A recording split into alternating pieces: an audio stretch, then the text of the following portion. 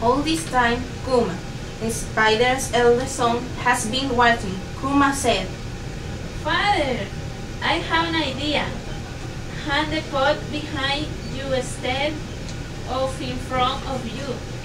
Then you will be able to climb the tree." When the spider heard this, he knew that Kuma had some wisdom too, and that he did not have all the wisdom in the world to himself. This made him so angry that he threw the pot to the ground. It broke into many pieces and the godsends poured out in all directions. It made such a noise that people came from everywhere to see what it was. Old women came from the market, men came from the farms, little boys came from the games, and little girls ran out of the round houses.